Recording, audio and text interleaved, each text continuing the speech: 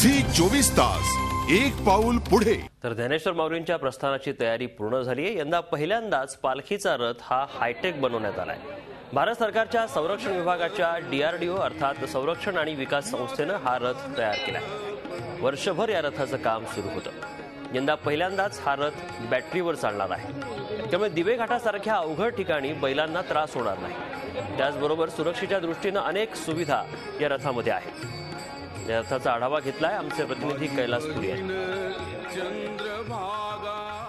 पालखी प्रस्थान सोहळ्यासाठी अवघे अलंकापुरी सजलेली आहे। पालखीमधील जो रथ आहे तोही तयार होऊन आलेला आहे। अतिशय हायटेक असा हा रथ यावेळेस बनवण्यात आलेला आहे। आपण पाहू शकताय हा जो रथ आहे तो नुकताच आळंदीमध्ये दाखल झालेला आहे। अतिशय अत्याधुनिक पद्धतीने बनवण्यात आलेला, पण त्याचबरोबर परंपरागत ज्या गोष्टी आहेत त्या सर्व या रथामध्ये आहेत। सुरक्षिततेच्या दृष्टीने या ठिकाणी CCTV बसवण्यात आलेले आहे।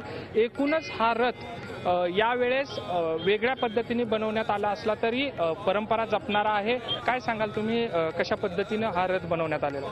हा रथ बनवण्यामागे सर्वात मोठे हात आणि अधिकार ज्याच्याबद्दल आम्ही त्यांचे अत्यंत ऋणी आहोत ते DRDO, भारत सरकारचे DRDOच्या अंतर्गतचं R&D डिपार्टमेंट जे दिघीचं आहे तिथल्या कार्यशाळेमध्ये हा रथ बनवला गेला। त्यांच्या प्रयत्नांना आज उत्तम यश आलेलं दिसतंय।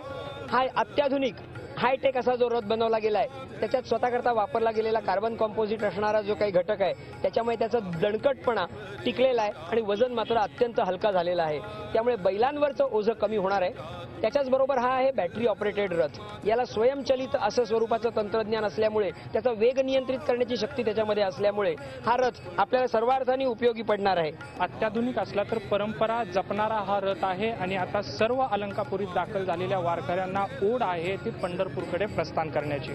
कैलास पुरी, झी मीडिया, आळंदी, पुणे। झी 24 तास एक पाऊल पुढे।